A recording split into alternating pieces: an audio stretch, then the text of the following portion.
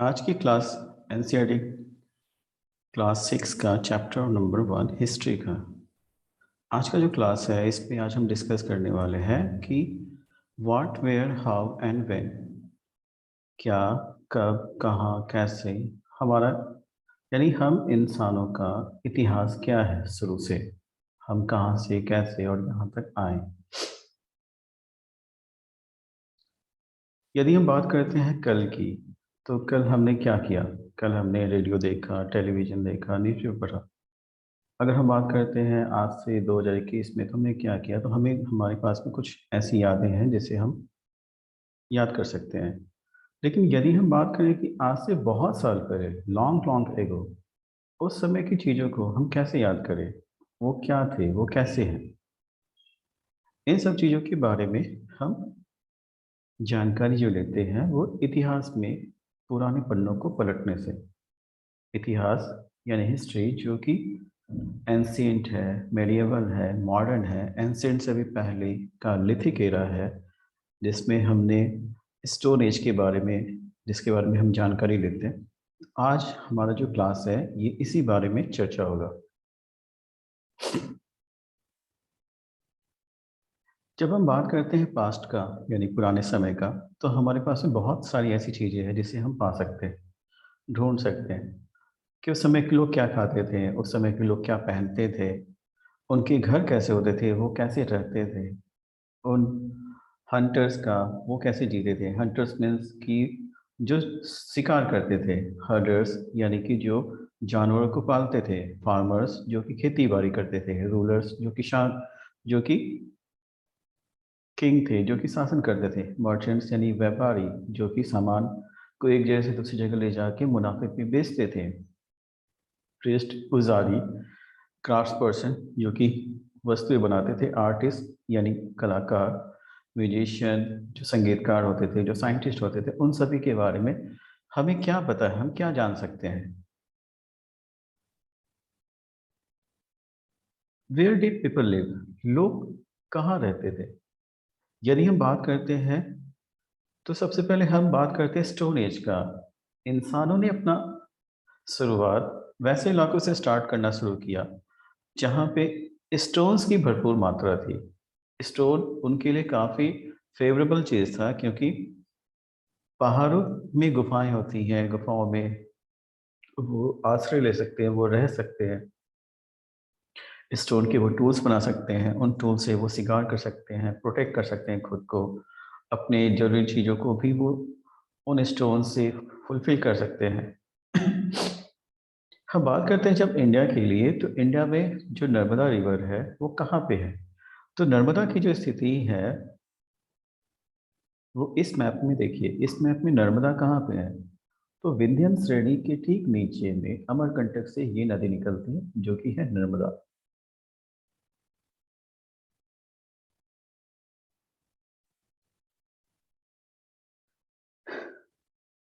यहाँ पे पीपल काफी लंबे समय से, हजारों साल पहले से ही इन नदी के किनारों पे रहना शुरू करते हैं। जो शुरुआती जो लोग होते थे वो क्या करते थे, तो वो स्किल्ड पर्सन थे। किस चीज में उन्हें स्किल था, तो वो इकट्ठा करने में, चीजों को इकट्ठा करने में, भोजन इकट्ठा करते थे। उन्हें पता था कि जंगलों में जो भी प्लांट्स है उनमें कितनी भरपूर चीजें हैं जिसे वो अपने भोजन के लिए इकट्ठा कर सकते हैं।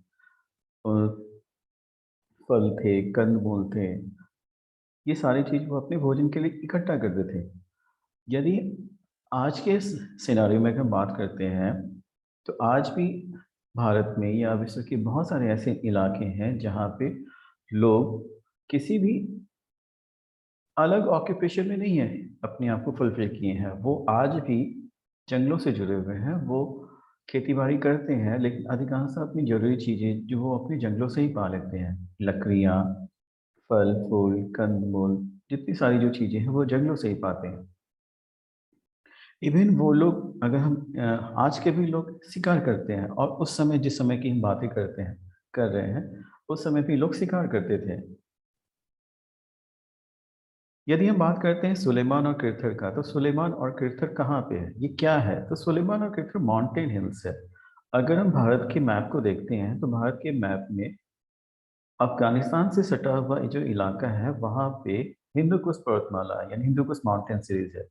ठीक उसके नीचे में सुलेमान माउंटेन सीरीज है और ठीक उसके नीचे जहाँ पे पाकिस्तान का बॉर्डर ईरान के साथ लगता है वहाँ पे किरथुर माउंटेन सीरीज है। जब हम ये बात करते हैं तो हम इन चीज़ों के बारे में बात किस लिए कर रहे हैं, ये आने वाले जैसे जैसे ये क्लासेस कंटिन्यू होगा इसमें आप सभी को एक क्लियर होगा कि हम ये सारी चीज़ें सुलेमान या किरथर के बारे में हम क्यों बात कर रहे हैं। सबसे बड़ा चीज़ है कि यहाँ पे इस चीज़ को देखिए कि सुलेमान और किरथर कहाँ पे है भारत के, तो वो नॉर्थ वेस्ट में है, उत्तर पश्चिम दिशा में है। ये वैसे एरिया रहे जहाँ पे लोगों ने सबसे पहले खेती करना शुरू किया। और खेती में भी देखिए सबसे पहला जो चीज़ लोगों ने उगाया जो उपजाया वो था वीट और बार्ले। कम्पिटिटिव एग्जाम में एक सवाल भी आता है कि इंसानों ने जो सबसे पहली जो खेती की वो किस फसल की, तो उसमें ऑप्शन में दो चीज़ होंगे, वीट होगा या बार्ले होगा, या हिंदी में कहें गेहूं या जौ। तो आंसर वुड बी वीट होगा, गेहूं होगा। गेहूं या जौ की पैदावार लोगों ने आज से 8,000 साल पहले स्टार्ट करना शुरू कर दिया था। साथ ही साथ लोग उस समय एनिमल जानवरों को पालते थे जैसे कि भेड़, बकरियां या दूध देने वाले जो जानवर होते थे उनको वो पालते थे। इसके अलावा जो लोग रहते कहाँ थे, तो लोग छोटे छोटे गांवों में रहते थे। अगर हम बात करते हैं गारो, यहाँ पे एक चीज दिया हुआ है, locate the Garo hills to the north east and the Vindhyas in central India. ये गारो हिल्स कहाँ पे है, तो ये देखिए नॉर्थ ईस्ट में जो मेघालय और असम के बीच का ये जो एरिया ब्रह्मपुत्र से ठीक नीचे, यहीं पे गारो हिल्स है। यहाँ पे एक एक्चुअली में तीन माउंटेन सीरीज है, गारो, खासी और जयंतिया, जो कि मेघालय का पार्ट है। आसाम राज्य के ठीक दक्षिण में और मेघालय का ये संपूर्ण इलाका में ये माउंटेन्स हैं। दूसरी जब हम बात करते हैं विंध्यंस का, तो विंध्यंस क्या है, तो विंध्यंस भी काफ़ी पुरानी एक माउंटेन सीरीज है जो कि आज जो उसके अवशेष बचे हुए हैं वो गुजरात, मध्य प्रदेश, उत्तर प्रदेश और बिहार, झारखंड तक उसके अवशेष देखने को मिलते हैं।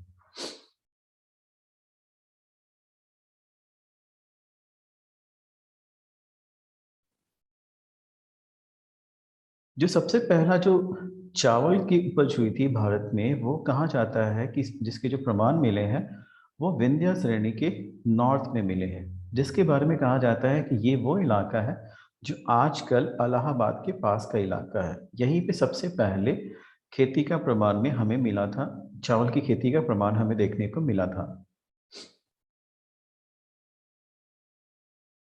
यहाँ पे एक वर्ड आ रहा है जिसके बारे में लिखा है कि इंडस एंड इट्स ट्रिब्यूटरीज।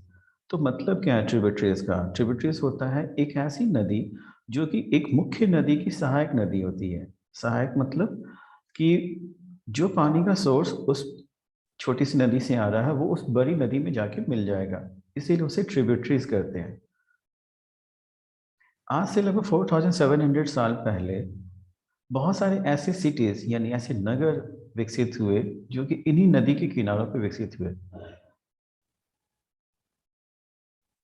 और आज से 2,500 साल पहले धीरे धीरे ये जो नदियां थी इन नदियों के किनारे में इन नदियों के किनारे में जो शहर विकसित होते चले गए, इन नदियों में और भी ऐसी नदियां जुड़ती चली गई जिसमें गंगा या उसकी सहायक नदियां शामिल हो गई। साथ ही साथ जो समुद्र किनारे होते थे वहां पे भी नगर बसते चले गए। जब हम बात करते हैं गंगा के बारे में और उसकी ट्रिब्यूटरी के बारे में जैसे कि सोन, तो हमें वहाँ पे भी हमें काफ़ी प्रमाण मिले हैं पुराने समय के लोगों के रहने के अवशेष का। यदि हम बिहार के बारे में बात करते हैं तो बिहार में मुख्य नदी है गंगा। और गंगा के साउथ में जिसे आज हम पटना या गया, बौद्ध गया का इलाका, जिस जो आज से काफ़ी हज़ार साल पहले ये एक किंगडम था जिसे कहा जाता था मगध, जो कि आज बिहार में लाई करता है। इसका जो रूलर था वो काफ़ी पावरफुल था और इसने एक काफ़ी बड़ा ही साम्राज्य या किंगडम स्थापित कर दिया था। किंगडम ही धीरे-धीरे, बड़े-बड़े साम्राज्य ही धीरे-धीरे बढ़ते चले गए और एक ऐसा समय आया जब चंद्रगुप्त मौर्य के समय आएगा, उस समय लगभग-लगभग पूरा का पूरा भारत, जो आज हम अपने मैप में देखते हैं इंडिया इंडिपेंडेंस के बाद में, उसमें यदि आप पाकिस्तान को और अफ़गानिस्तान के कुछ इलाकों को मिला देते हैं, तो ये कंप्लीट किंगडम मगध किंगडम कहलाएगा। एक चीज़ और भी कहा जा सकता है, जिस पे हमें चर्चा करना चाहिए कि आखिर लोग एक जगह से दूसरी जगह क्यों जाते हैं? आखिर ऐसा क्या ज़रूरत है कि लोग एक जगह से दूसरी जगह जाते हैं?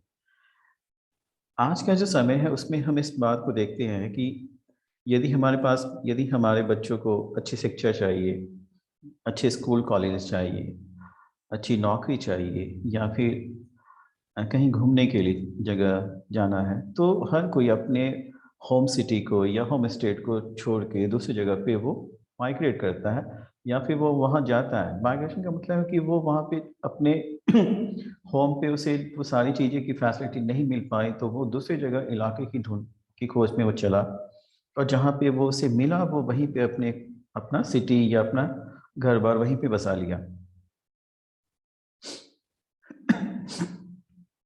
Main and women moved in search for livelihood. लोग यानी इंसान, मर्द और औरतें, लोग अपने जीवन यापन के लिए एक जगह से दूसरी जगह मूव करते चले गए।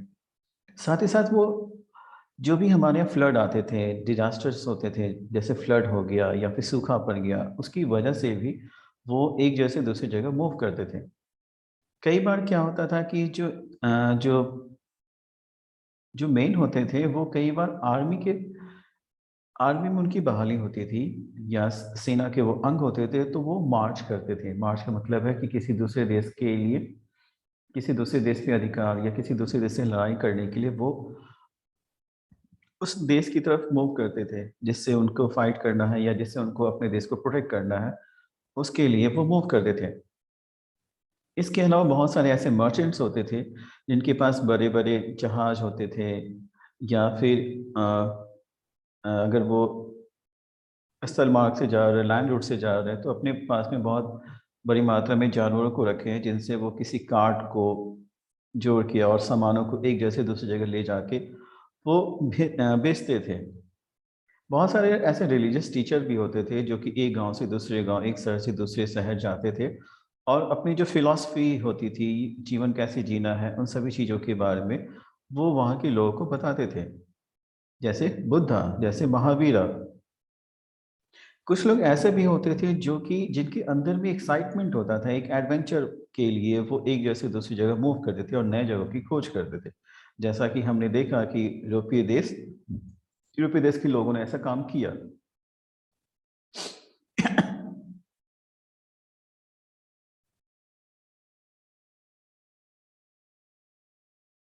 यदि हम बात करते हैं नेम ऑफ द लैंड, हमारा देश, जिसके लिए 2 वर्ड यूज़ होता है जनरली, इंडिया और भारत। ये दोनों वर्ड कहाँ से आया? तो India comes from the Indus called Sindhu in Sanskrit. Sanskrit भाषा में सिंधु, जो कि नदी है, जिसे इंग्लिश में इंडस कहते हैं, वहीं से इस वर्ड के लिए हमारा जो नया भारत या जिसके लिए हम एक वर्ड यूज़ करते हैं इंडिया, ये यहीं से आया। यदि आप बात करो ईरान और ग्रीक के बारे में, तो यदि आप इसे एटलस में फाइंड आउट करोगे, तो ईरान, चूँकि अब पाकिस्तान से ठीक सटा हुआ है, और उस समय का जो ग्रीक था, वो लगभग आज का इराक से लेके ग्रीस तक के इलाके में फैला हुआ था। वहाँ के लोग भारत की तरफ 2500 साल पहले से भी आना शुरू कर चुके थे।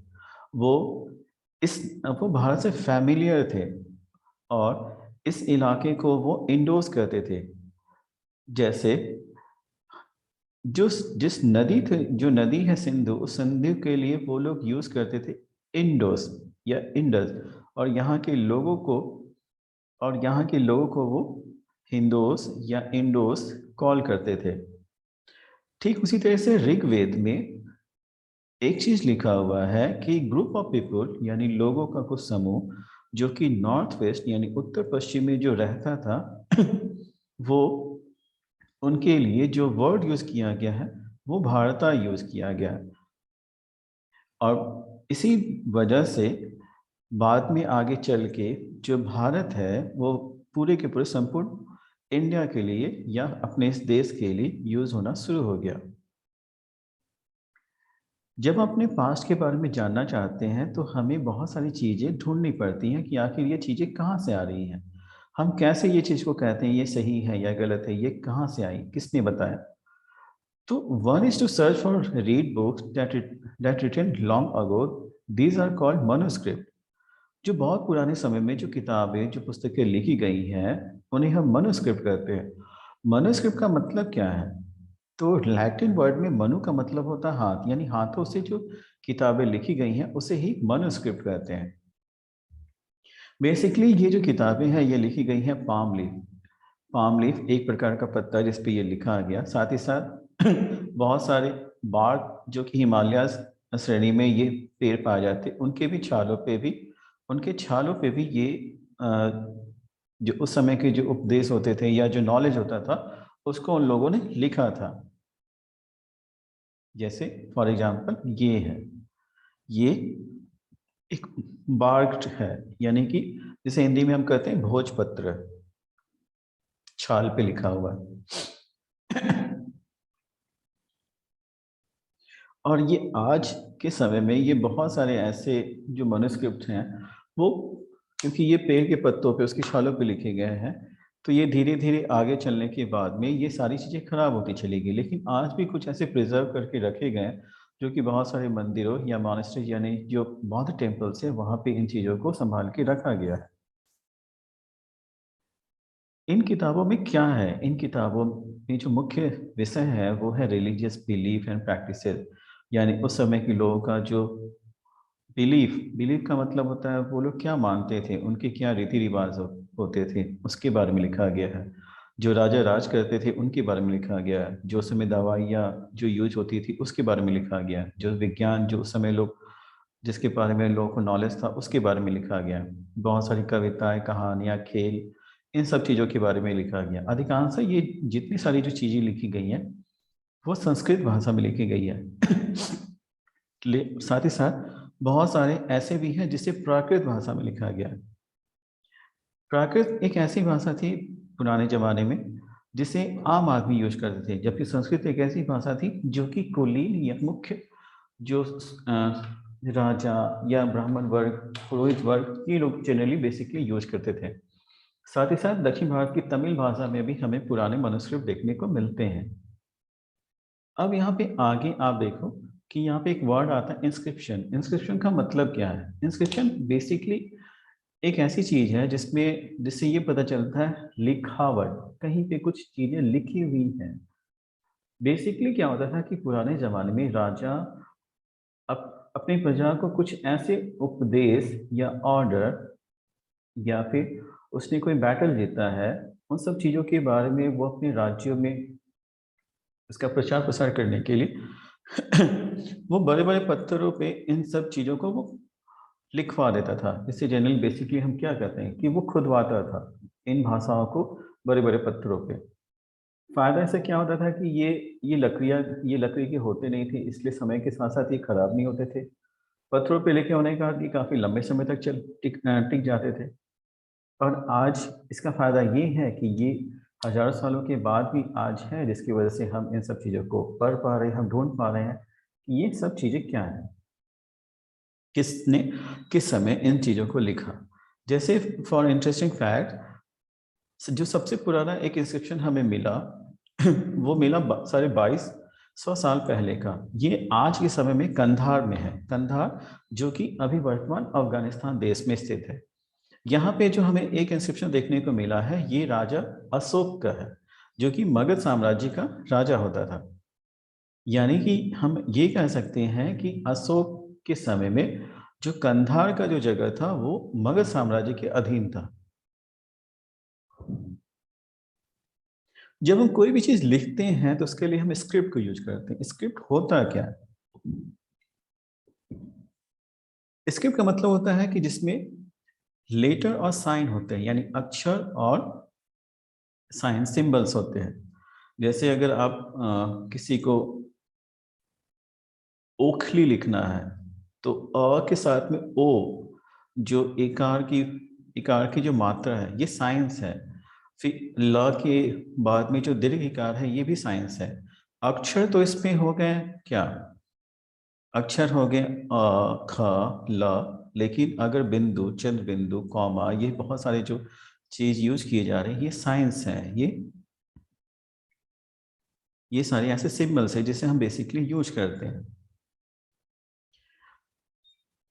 भाषा क्या होता है? तो जब हम किसी चीज को पढ़ते हैं, लिखते हैं या फिर हम बोलते हैं, तो उन सभी चीजों को हम भाषा कहते हैं।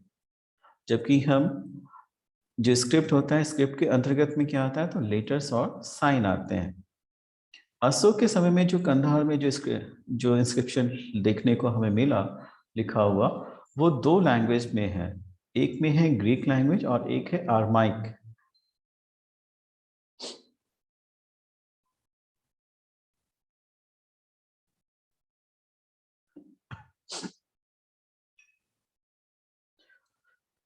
इन सभी चीज़ों के बारे में वैसे लोग जो पुरानी चीज़ों को ढूंढते हैं, उसे पढ़ते हैं, समझते हैं, इन सभी चीज़ों की स्टडी करने वाले लोगों को हम आर्कियोलॉजिस्ट कहते हैं।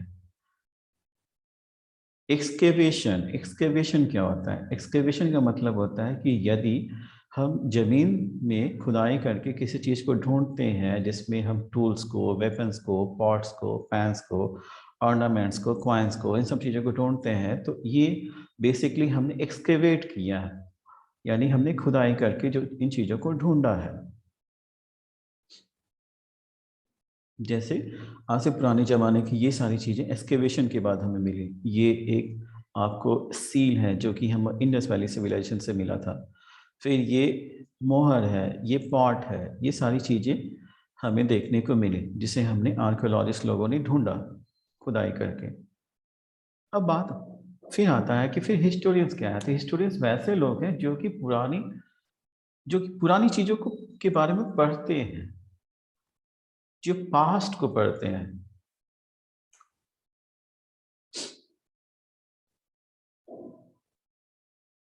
वन पास्ट और मैनी, पास्ट एक है या एक से अधिक है। तो द लाइव्स ऑफ हर्डर्स और farmers were different from those of Kings and queen. यानी कि जो हर्डर्स का मतलब होता है कि जो जानवरों को पालते थे, और फार्मर्स जो कि किसान होते थे, इन सभी का जो जीवन होता था उस समय, वो राजा और रानियों से अलग होता था। जो मर्चेंट्स का जो जीवन होता था, वो क्राफ्ट पर्सन से अलग होता था। बेसिकली उनके जो प्रैक्टिसेस और कस्टम्स होते थे, वो डिफरेंट डिफरेंट पार्ट्स में अलग अलग होते थे। जैसे यदि हम बात करें, तो अभी हमने हाल फिलहाल में 14 जनवरी को हमने सेलिब्रेट किया अपने यहाँ मकर संक्रांति, बिहार के इलाकों में। लेकिन इसी समय बहुत जगह पे लोहड़ी, किसी जगह पे पोंगल, किसी जगह पे कुछ चीज़ें फेस्ट को सेलिब्रेट किया गया। बट हम हैं तो इंडिया के ही, लेकिन इसके बावजूद भी हम एक ही समय में अलग अलग प्रैक्टिसेस को फॉलो कर रहे हैं। जैसे बहुत सारे ऐसे लोग जो कि आज भी अंडमान आइलैंड में रहते हैं, वो अपने भोजन के लिए फिशिंग करते हैं, हंटिंग करते हैं, या फिर फॉरेस्ट से जो जंगलों से जो उन्हें खाने पीने की वस्तुएं मिलती हैं, उसे वो कलेक्ट करते हैं। जबकि बहुत सारे ऐसे लोग हैं जो कि शहरों में रहते हैं, वो अपने भोजन के लिए वो दूसरे लोगों पर डिपेंड करते हैं। यदि आप बात करो, तो अंडमान निकोबार आइलैंड में बहुत सारे ऐसे आइलैंड हैं जहाँ पे ऐसे लोग हैं जो अपने भोजन के लिए फिशिंग कर रहे होंगे, हंटिंग कर रहे होंगे, या फिर जंगलों से चीज़ों को पा रहे होंगे। लेकिन उसी की राजधानी पोर्ट ब्लेयर में वहाँ के लोग अपने फूड सप्लाई के लिए दूसरे लोगों पर डिपेंड होंगे।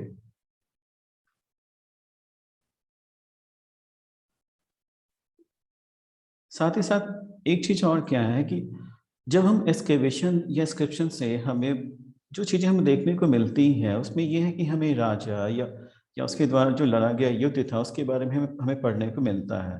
उसने क्या जीता, किस देश को जीता, ये सब चीज़ें हमें देखने को मिलती हैं। लेकिन ऑर्डिनरी लोग, जो आम लोग होते थे, जो कि हंटर्स थे, फिशिंग करते थे, गैदरर्स थे, फार्मर्स थे, या फिर जानवरों को पालते थे, उनके बारे में कोई भी रिकॉर्ड नहीं मिलता है बेसिकली। लेकिन आर्कियोलॉजी से हमें एक मदद मिलती है कि ये सारे के सारे, हमें जब कोई पुराने पॉट मिलते हैं, किसी क्राफ्टमैन के द्वारा बनाया गया कोई हमें कुल्हाड़ी, या फिर बाकी अदर इंस्ट्रूमेंट या चीज़ें मिलती है, तो हम ये इस बात का अनुमान लगा पाते हैं कि उस समय के लोगों के जीवन यापन करने का ढंग क्या था, वो कैसे रहते थे। हिस्ट्री में जो सबसे इंटरेस्टिंग चीज़ है वो है डेट। आखिर हम डेट की काउंटिंग कैसे करते हैं? तो जो बेसिक्स जो आज के समय चलता है वो ये है कि ईसा मसीह के जन्म को हम मानते हैं 0, और उस जन्म के बाद की जो घटनाएं हैं वो एडी के में हम कैलकुलेट करते हैं, यानी ईसा मसीह के जन्म के समय। एडी मीन्स होता है एनो डोमिनी। एनो डोमिनी मतलब है कि in the era of Lord Christ, यानी कि गॉड क्राइस्ट के समय में। जबकि उनके जन्म से पहले की जितनी सारी घटनाएं हैं वो बीसी में आ जाती हैं, यानी बिफोर क्राइस्ट, ईसा मसीह के जन्म से पहले। इसे हिंदी में हम कहते हैं, एडी को हम ईसवी सन कहते हैं और बीसी को हम ईसा पूर्व कहते हैं।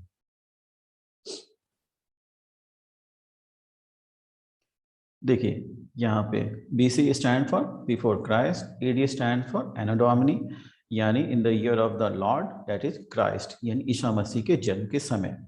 जैसे अगर हम बात करते हैं 2012 के लिए, तो अगर हम लिखते हैं तो ये एडी 2012 है। कभी कभी एडी के लिए सी भी यूज होता है। सी का मतलब होता है कॉमन एरा, यानी अभी का समय। कभी कभी बीसी के लिए बीसीई यानी बिफोर कॉमन एरा यूज होता है। आजकल एक और नया टर्म चल रहा है जिससे हम कहते हैं बीसी के लिए बीपी, यानी बिफोर प्रेजेंट। अच्छा, एक चीज और जो सबसे इंटरेस्टिंग चीज है कि जब हमें पुरानी चीजों की जो पुराने इंस्क्रिप्शन है या जो स्क्रिप्ट है हम वो पढ़े कैसे। जैसे अगर हम बात करते हैं कि आज हमें पता है हिंदी है जो कि देवनागरी में लिखी गई है, या फिर इंग्लिश है जो ग्रीक लैंग्वेज या फिर रोमन लिपि में लिखी गई है। लेकिन अगर हम बात करें इंडस वैली सिविलाइजेशन का या मिस्र के इजिप्शियन सिविलाइजेशन का, तो इन सब चीज़ों को हम कैसे पढ़ पाते हैं? देखिए, इंडस वैली सिविलाइजेशन को तो आज तक किसी ने डिसाइफर नहीं कर पाया। डिसाइफर का मतलब होता है कि वो प्रोसेस जिसमें हम पुराने लैंग्वेजेस को पढ़ पाते हैं, उसको समझ पाते हैं। लेकिन इजिप्शियन लैंग्वेज को या बेबीलोन की सभ्यता के बारे में जो वहाँ उस समय जो लैंग्वेज वहाँ पे प्रचलित था, उसको हम पढ़ पाए। वजह क्या है? एक छोटी सी कहानी, इंटरेस्टिंग कहानी, कि एक रोसेटा नाम का एक शहर है जो कि इजिप्ट के नॉर्थ कोस्ट पे है, यानी उत्तरी किनारे पे है, जो भूमध्य सागर का भूमध्य सागर का दक्षिण का किनारा हो जाता है। इजिप्ट इजिप्ट जो मिस्र है वो ठीक भूमध्य सागर से थोड़ा सटा हुआ इलाका है।